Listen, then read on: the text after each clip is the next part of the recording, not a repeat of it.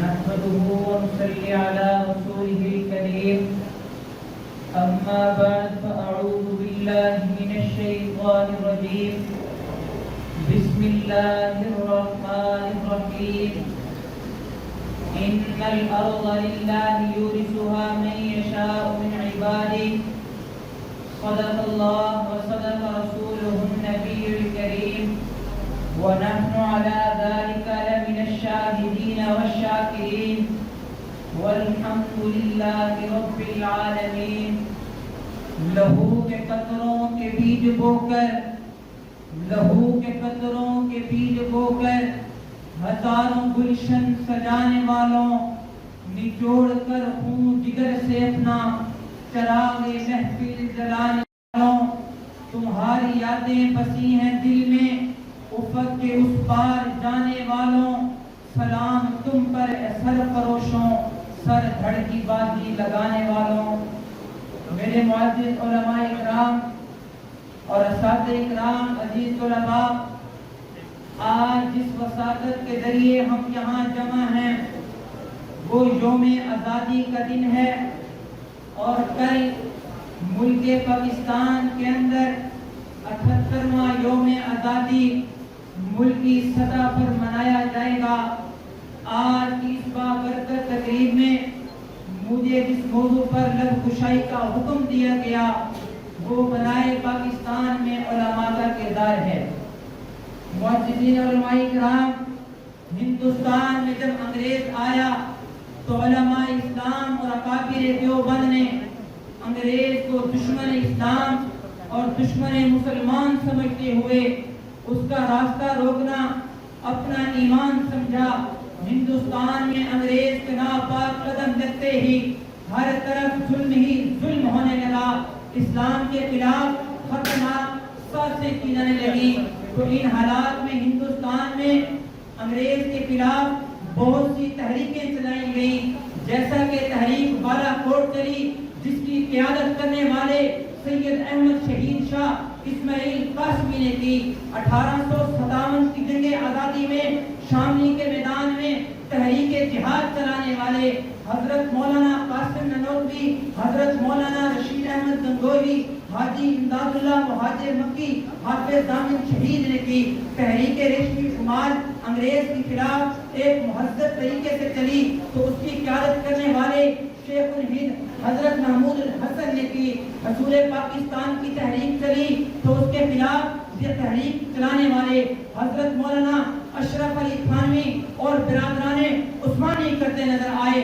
قیام پاکستان میں علماء کے کردار کو فراموش کرنے والوں کو میں آج بانی پاکستان کے وہ الفاظ سنانا چاہتا ہوں جو انہوں نے قیام پاکستان میں کہا تھا کہ آج اگر میرے ساتھ علماء نہ ہوتے تو پاکستان مورد وجود میں نہ آتا. معزز علماء کرام، اس بات کا اندازہ اس طرح سے بھی لگایا جا سکتا ہے کہ 1937 کے الیکشن میں جب مسلم لیگ کو علماء کی تائید حاصل نہ تھی تو انہیں مکمل طور پر ناکامی حاصل ہوئی. پنجاب اسمبلی میں مسلم لیگ کے 2 رکن منتخب ہوئے، لیکن جب 1945 سے 46 میں مسلم لیگ کو علماء کی مکمل طور پر تائید حاصل تھی تو انہیں 100% کامیابی حاصل ہوئی، جس کا اظہار بانی پاکستان قائد اعظم محمد علی جناح نے پھر اس انداز میں بھی کیا تھا کہ مغربی پاکستان میں پرچم کشائی کے لیے علامہ شبیر احمد عثمانی کو اور مغربی پاکستان میں پرچم کشائی کے لیے علامہ ظفر احمد عثمانی کو منتخب کیا.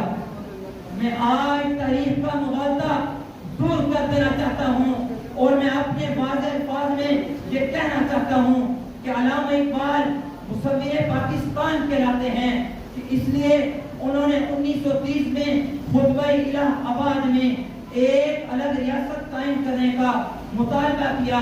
سامعین محترم، اگر تصور پیش کرنا کسی بھی مملکت کی بنیاد کا پہلا پتھر ہے تو یہ پتھر رکھنے کی سعادت بھی ایک عالم دین کو حاصل ہوئی، جس کی گواہی حضرت مولانا عبد الواجد دریا آبادی نے ان الفاظ میں دی. فرمایا، میں نے حکیم الامت سے 1928 میں یہ بات سنی کہ دل تو چاہتا ہے کہ ایک خطے پر مسلم हुकूमत हो, सारे कवानीन अहकाम शरीयत के मुताबिक हों, बैतुल माल का निज़ाम हो, ज़कात का निज़ाम हो, लेकिन हमें दूसरी कौमों के साथ मिलकर ये नताइज किस तरह हासिल हो सकते हैं। आज भी सेकुलरिज्म को पुजारी उलमा को ताने तशनी का निशाना बनाता है और ममलिकत पाकिस्तान को वतन अजीम का मुखालिफ साबित करने की बेसूदोकार बेहुदा कोशिश कर रहा है।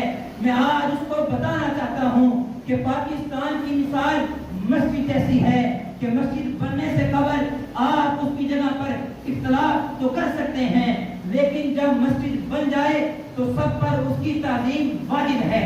इसी तरह सैयद अताउल्लाह शाह सुनानी का एक कौल है जो उन्होंने कहा कि क़याम पाकिस्तान में अगरचे मेरी राय हार गई, ममलिकत पाकिस्तान की हिफाजत के लिए मैं इसके जर्रे जर्रे की हिफाजत करूंगा। मैं इसको इतना अजीज समझता हूँ जितना कोई दावा कर सकता है। मैं कौल का नहीं अमल का आदमी हूँ। मैं अपनी औलाद से, अपनी जान से, अपने माल से इस मुल्क को अजीज समझता हूँ। मेरा खून पहले भी तुम्हारा था, मेरा खून अब भी तुम्हारा है। हाज़रीन महफिल, आज की बातिल की गंदी निगाहें इस रियासत की तरफ लगी हैं, आज भी उसकी गंदी निगाहें इस मईशत की तरफ लगी हैं। आज भी वो ये रियासत हमसे छीन लेना चाहता है, आज भी वो ये सरमाया हमसे छीन लेना चाहता है।